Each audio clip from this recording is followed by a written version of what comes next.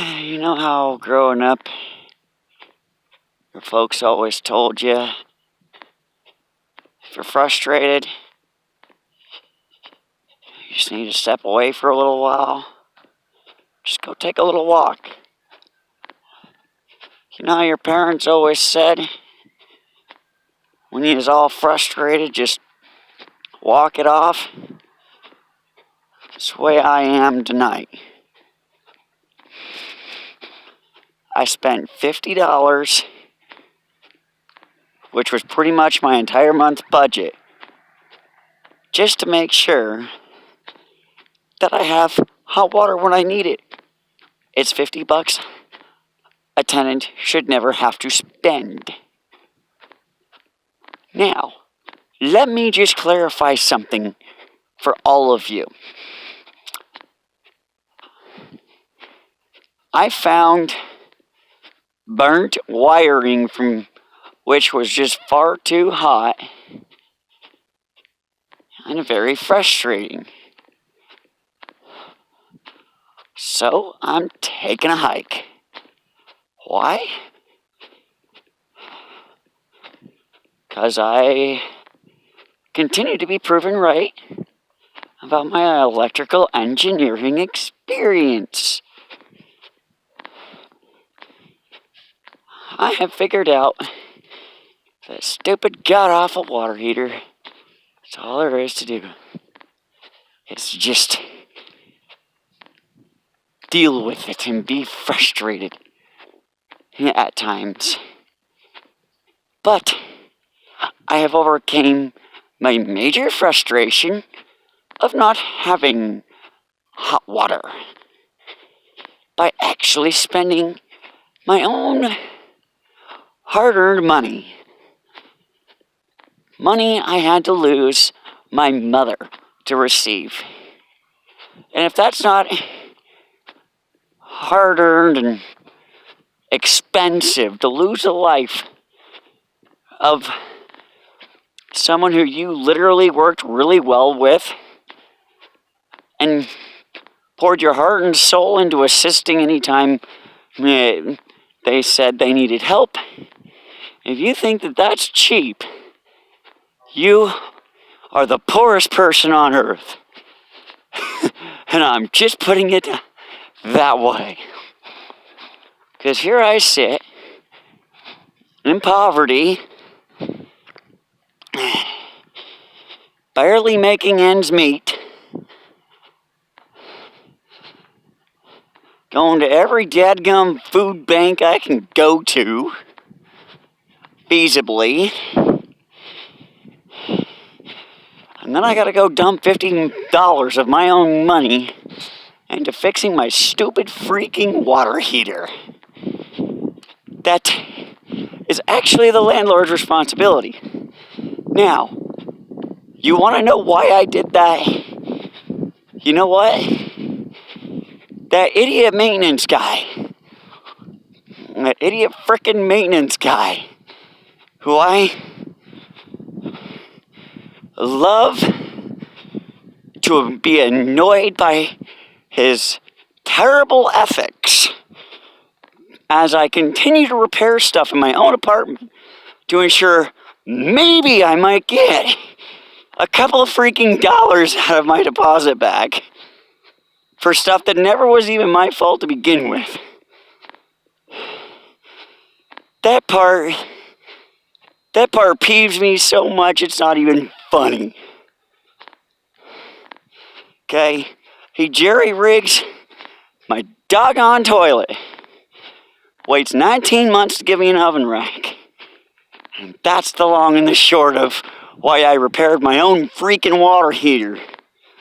I've done it many times on the farm with a gas one. Took electrical theory classes and read many books and got the head knowledge too and successfully repaired my water heater. But my extensive knowledge continues to be proven right. I have recreated situation after situation after situation that has gone down in my apartment. Scientifically. So, here's the lowdown.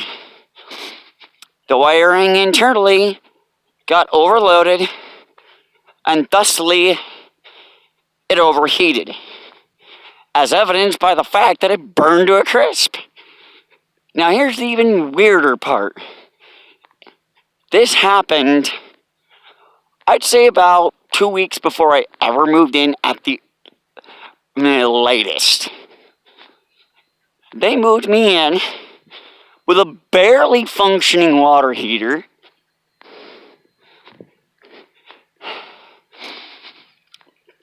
and that's not even the end of it all. They also had me arrested for a staged crime with literally no evidence. The cops spoke to me condescendingly, as if I were a moron and as if I were an idiot. Well, excusez-moi, isn't the law innocent until proven guilty? Is that not somewhere within the Bill of Rights that citizens in the United States has? And you know what? I'm just going to make this clear. At the end of the day, I know it's not my work that's going to fail. Why? I've met many inspectors over the course of going behind my dad's back and fixing his terrible work. And I do mean terrible. The dude had no patience, rushed through everything. But I'm not here to bash on the man. Because you know what? That ain't right, and that ain't the right thing to do. What I can definitely tell you is this much. Every time, I just want to make sure it's still recording. And it is, so we're good. So I just want to go on record to state this much. I'm a hot rodder. Okay, I told you that story to tell you this story. So I had been budgeting for 19 months. And this past summer, I experienced a motherboard overheat induced failure. Now, for clarification, I knew it was coming. Now, not only did I know for a fact it was coming, but I had budgeted for that. Some idiot pops off with, well, why didn't you just go buy another one? Yeah, to the tune of $900 for a computer I genuinely enjoy using, that I would never even swap to a different computer because of, where all it needs is a motherboard. Now, I'm a hot rodder, so I can't leave well enough alone, right? The hard disk drive pretty much was kaput anyway, so I threw it in the trash practically. Put in a solid state drive, put in a pair of upgraded RAM sticks. Now, I am genuinely going to explain it to you this way. I was about, at the end of the day, between the thermal paste, between the sticks of RAM, and the motherboard, the solid state drive. Let's see here, what else? And that's pretty much it there. Monetarily, I spent about $500 which is $400 less than it would have cost me to buy a new computer. As in, replace the computer I had with a direct replacement. Same model, same year. And you want to tell me that you would rather dump $400 more into just buying a new computer? Yeah. You want to tell me that for you it's really easy to go to the big box stores and spend $1,000 in a day? The only time I've ever been into a big box store and spent more than $1,000 was when I needed some good quality power equipment. And there have been a few days that were, I'm just going to state it correctly, they were genuinely, I've had a $14,000 day this year, which that $14,000 day now sits in a storage locker. And a whole bunch of video is waiting to be edited and uploaded for all of you kind viewers on a new channel, Hog Rides with Matt. Now, I haven't even put the channel together yet, but it should go without saying, it's going to be on a Harley motorcycle. I am the proud member of the Harley Owners group. And I can tell you this much. I spent just a wee bit extra for a few extra perks. Now, someone was trying to tell me it's pretty stupid to buy a motorcycle that you can only ride on private roads and can only go on the streets. Well, I regret to inform all of you, when you have an area that you can ride in, that as long as you are careful about it, can get away without doing it without, you can get away without insurance, but I'm not that stupid. I'm legal. Even though I don't have a driver's license, it's in private property. Now, by default, private property is defined as any of which is not for authorized public access and or a gated community. Storage facilities, by default, once you're on the inside of that gate, you're in a gated community, which means you don't need a driver's license. Which is also how I'm going to prepare for my testing to get my license. Now,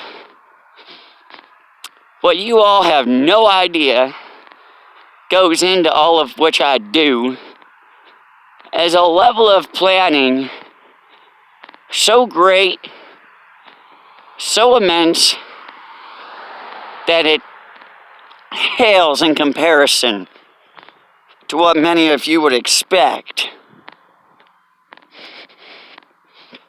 Now, I'm hoping that the camera is not shaking too bad for my viewers, because I do my best on this particular channel not to upload very much of the FPV footage that I like to capture. A lot of that is captured with the sole intent of, in the event I do need to go to court for some stupid bullcrap reason, like an insurance scam, I have an undeniable witness. Now, if you have 3 or more wheels, the yard speed is 5. Okay? If you have 2 or less wheels, well, you're pretty much okay between 10 and 15 where I'm riding. And I'm just going to admit this, because I've already talked with the guy about it, who manages the place. He genuinely is okay with me riding at any speed I feel comfortable.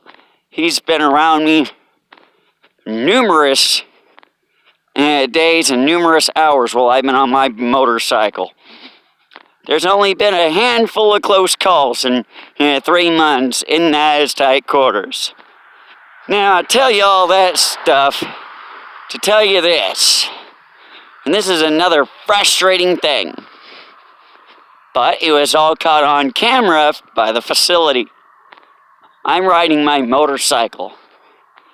Now, this is one of the few times I was doing exactly 10. Some dude enters the facility, and 2 came in behind him that I had no idea were there. I was looking, too. I was being observant, I was watching, I was being cautious. And I'm just going to genuinely state this much. On a Harley, it is incredibly difficult to actually do any slower than 8. Now, I need to be in the power band in that motorcycle, and I was close to it. I was close to being in the power band on that motorcycle. Now, I'm not expecting anything, but, maybe he's going to come to the end before me, maybe he'll come after me, but I'm 2/3 way down the aisle, I'm doing 10 miles an hour. I see that same vehicle go by, don't think much of it, but I start slowing down. As I start slowing down, I can hear 2 engines. What I thought initially was 1. So, I'm definitely making sure to slow down more. I grab my clutch, my handbrake, my front brake was not being covered by my fingers the entire time. Now, anyone ever wants to know what it looks like, what it feels like when your ABS goes on a motorcycle? That day I felt it. I literally stood up on my brake, which was at my right foot. I'm standing on that brake, squeezing in the clutch. As I look and see, I look over and I'm doing like 5 miles an hour, maybe 6. I look over. There's another person who came in. Didn't think anything else of it, hey, maybe there might be another person. So there I go, I lock up the rear brake and the ABS light comes on indicating system active. I also was able to physically confirm that by the pedal got soft, which is good. So, I walk today, thankful to have got a good bike. Anyways, I've made some more adjustments to the bike since then, made it more comfortable, made it more tolerable, and unfortunately I have not got on it in the last 2 weeks because the weather's just been so horrible with all this smoke in the air that you're seeing that, to say the least, such is life. Now, I tell y'all that to tell y'all this. If I recall correctly, I uploaded a video, and if I recall correctly, I was walking around Cheney talking about churches and stuff like that. But anyways, back to the story. Sorry about getting sidetracked. But, I went to take off with the motorcycle after the second guy went, I go to get started, right? I give it too much clutch without enough fuel going into the carburetor. And the bike stalls, fortunately, and I almost laid the bike down right there, but I caught it, because I was expecting just about anything you could imagine with over a decade of motorcycle riding experience. You learn to expect certain things. My adrenaline was pumping, but I restarted the bike and the third guy went through. Now, you can always tell when someone has it out for you in general, right? Well, this idiot had to do this whole, as I was going by a storage locker, all three of these idiots cocked their head back as if to say, yeah, I see you, boy. Well, I don't know how much longer they are going to be tenants for, because they have been reported. That, ladies and gentlemen, is a lesson of be courteous to everyone on the road, whether it's public, whether it's private, doesn't matter. Now, a lot of you might be wondering, whereabouts am I? Well, I'm taking you for an interesting little walk here. And I am coming up on the intersection where Washington continues on as bets if you continue around this bend this way. If you wanted to go down to the west, you would turn left at this intersection. If you wanted to turn into Eagle Apartments, you would turn right at this intersection. You're in the main entrance. But if you want to head down towards Safeway, you will continue straight like I'm going to do tonight. Not because I want to go to Safeway, but because I want to show you all something. I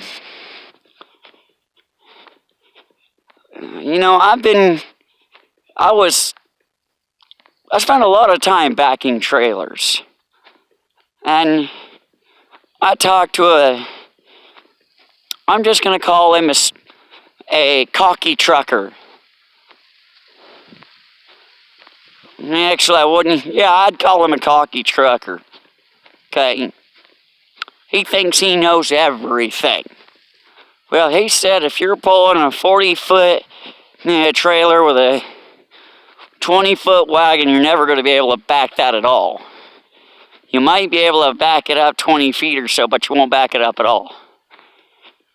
Well, to that dummy who said I couldn't do it, it took me a little bit.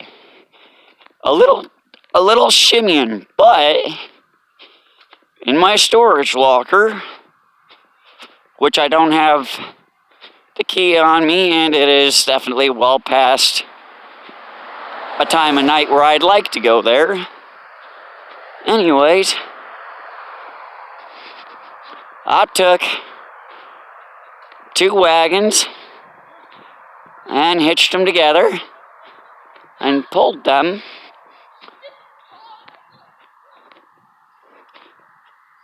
Well, there's going to be your next psycho killer there.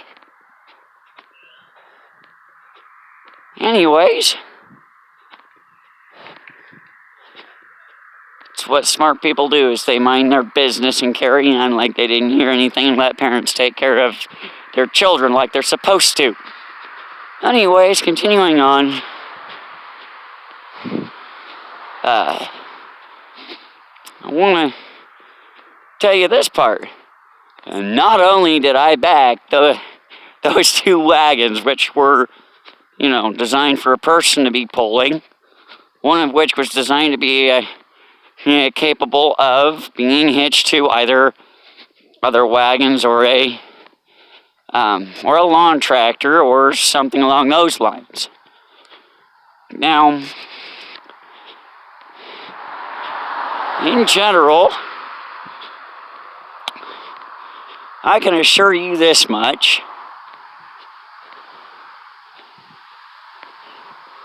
I backed both those wagons around a 90-degree bend to perform a turnaround maneuver, where I then proceeded to walk around a little bit. I then backed both of those wagons right on into the storage locker with about half the width of the widest wagon to spare on either side. Right into the place I needed them. When somebody tells you something is impossible, prove them wrong. Now, I told you that story to tell you this one. I was, as frustrated as I am about my living situation and having to spend 50 doggone bucks to have water that's reliably hot when I want it to be hot. Now, there's the big reason as to why I tell you this stuff. Okay? I verified everything, I tested everything, didn't blow anything up. And not only that, thank you to my automotive classes and training and whatnot, I repaired my own water heater. So what? If anything's going to go wrong with it now, it's going to be what's already started to go wrong. Okay, I took it to the level of this. The lower thermostat was fried. Well, from the huge, insane high loads that the second thermostat had to manage for those huge extended periods of time, I managed. I was testing and I knew what a switch is supposed to. I know what a switch is supposed to sound like under load. There's not supposed to be a difference under load as opposed to completely disconnected or without power, whatever you'd like to refer to it as.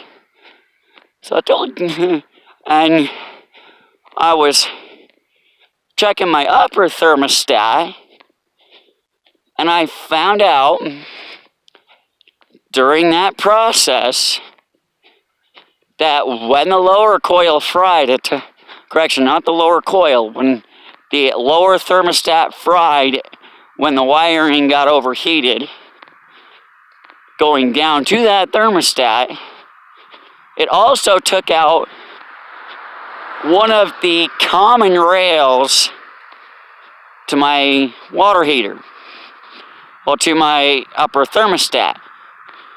So I did not jerry-rig this. I can assure you that.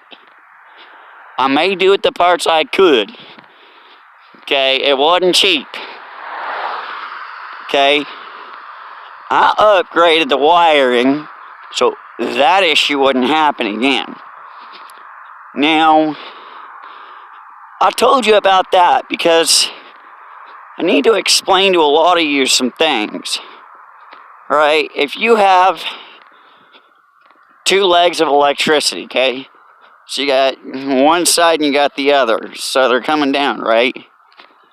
Those two wires that are both carrying hot electricity to an appliance, you need to realize this. You are not toying with the... If you got two 20 ampere breakers, you're not playing with just 20 amps in each line. You're actually playing with up to you're playing with up to 45 amps that could pass through that before those breakers trip. Size them accordingly, right? 18.18 amps per leg is what a 4,000 watt coil demands at 220 volts. To run that on single phase, well, to run that on a single leg, you need you need to run a single leg of 40 amps to the dual coil, to the tandem coil water heaters. And either way, if you add a second leg in to the picture with wiring, you need to keep in mind that that wiring is not subjected to an individual breaker. It's subjected to both worth of current. So, if you're dealing with that within the water heater itself, 12 gauge is acceptable. But coming up to the water heater, if it's right next to the panel, within 10 feet of it, 10 gauge is going to be okay. Anywhere from when you're within about 20 feet of wire from that panel, 12 gauge is going to be overloaded quick. 10 gauge is going to be kind of starting to drop some current off, start to warm up a little. Now, between 20 and 30 feet, you need to step it up from 10 gauge up to 8 gauge. From 30 to 40 feet, you need to step it up to 6 gauge to handle those two legs of 20 amps at 110 line. Now, the line going into the water heater is only capable of delivering safely, and you can look at extension cords too in the store if you're unsure of what I say, and verify this yourself. Anyways, I told you that to tell you this part. Alright? Here's what I told you to tell. Here's what I want to tell you.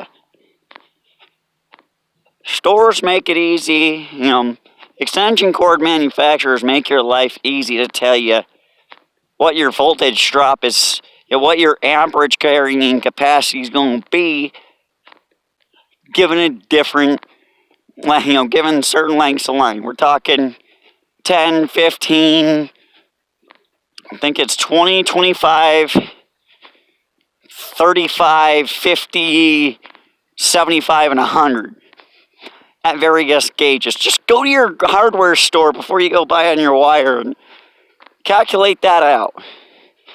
Now, you need to realize that the 220, you look at your tag and it says 4,000 upper, 4,000 lower for wattage.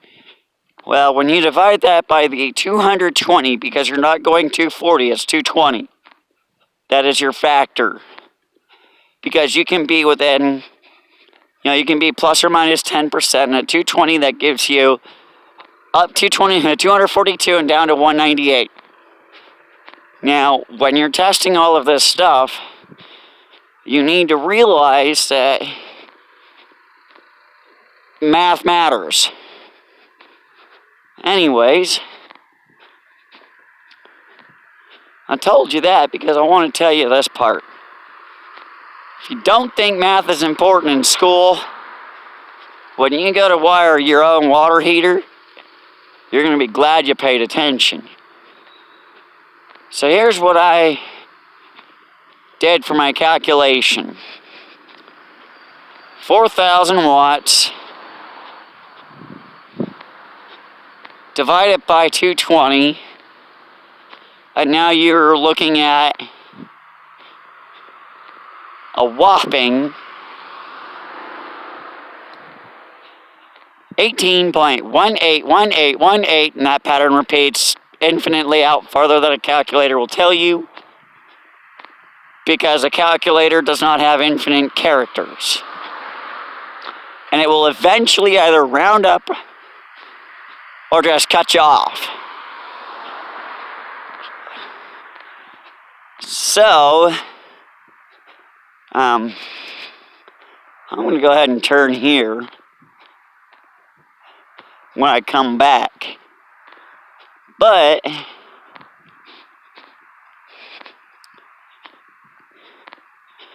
I'm coming up on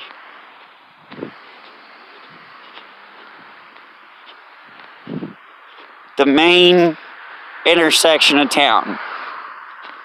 Now, I want to take a moment to explain to you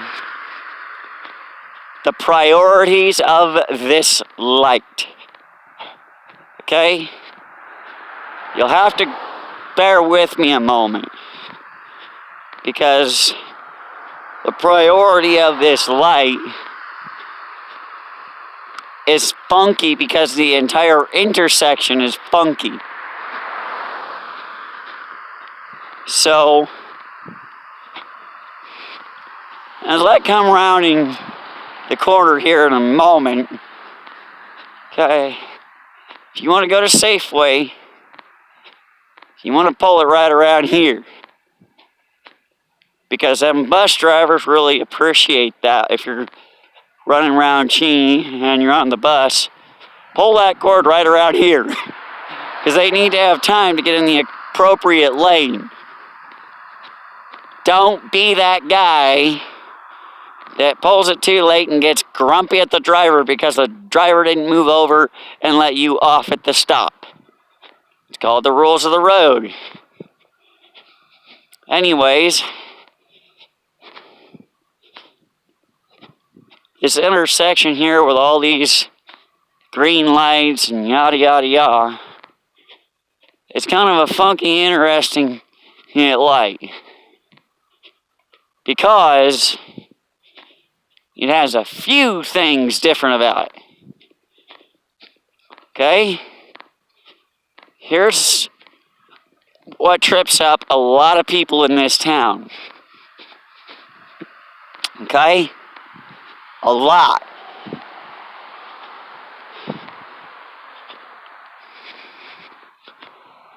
Now, this is right about a good spot for a moment. Coming up here. What makes this a very funky intersection, the only way they could make it less funky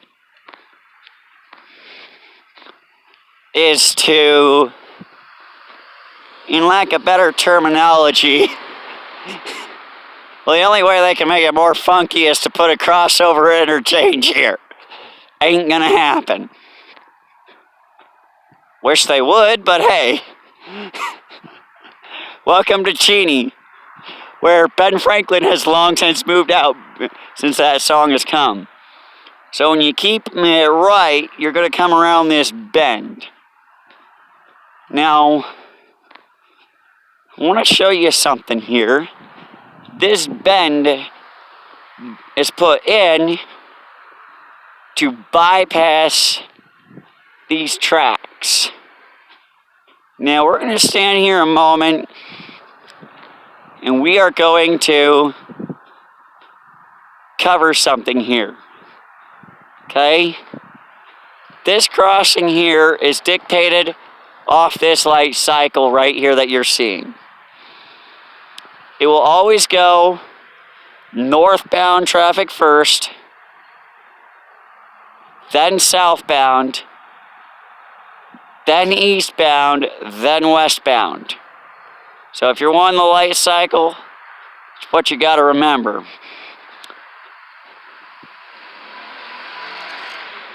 So, there's your light patterns. Now, it's kind of funky. I get that. There are far funkier situations. Now, you go to southern Utah on I-15. There's a lot of crossover interchanges. You need to watch a video first before you come across those intersections. And coming soon will be roundabout informational footage for new drivers in general. Now, for those of you wondering what that little noise on the mic was, that would be my Trump Freedom hat. For those of you who know what the heck that hat is, I'll tell you what it is right quick. It's, Google it. I don't have time to explain. Now, when you're coming in, this is going to be one of the few places that you're going to be able to bring a big rig into and park it for a little while. Okay, a lot of people do it on the weekends that have big rigs. Okay, this entire space over to my left is nothing but one big giant parking lot. It's a dirt lot, it's a gravel lot. Trucks are genuinely going to do okay in it most of the year. When you get to the spring melt, keep it on the blacktop, folks. Now, I explained it to you, that stuff, because drivers need to know this stuff. Now, here's another funky little lot. Don't ask me why they set it up this way, but your drive-through lane is on this side. You need to go across that way first, or you're going to need to go all the way around to get to that parking lot off over in there.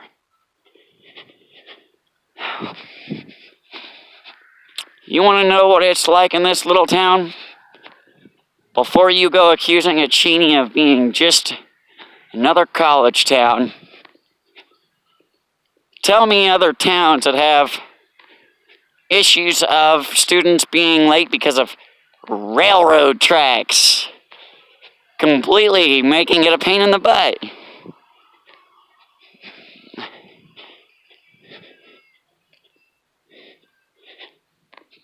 Okay. By the way, I don't own the rights to that song. I had to put that in there because some moron's going to try to get me a strike on my channel, and that ain't going to happen because I already said my disclaimer. I know it. I can hear your little butthurt Karen self in the background there pecking at your keyboards. Well, this hill don't look all that challenging, but I assure you, when you have a wagon, when you have double wagons loaded pretty high, and you're coming down all this, you better be pretty quick and pretty good at controlling that load.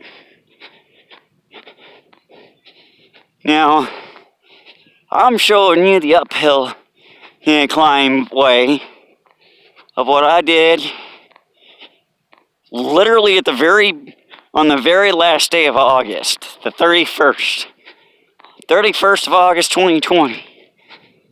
Now, as if that's not challenging enough, okay, you have ramps, this slope one way. You have very aggressive transitions. Like this is an aggressive transition here, where they both get to their rate in the same horizontal distance, but the vertical plane goes quickly into a ramp. So if you ain't prepared to catch that load, good luck. And right here, if you fall off the ledge here, that's a steep spot for your wagon to get caught. It is a very steep spot. One that I have not found the hard way. How's it going? Anyways, as if that's not challenging enough, you have all kinds of stuff to contend with when it comes to pulling double wagons on a sidewalk.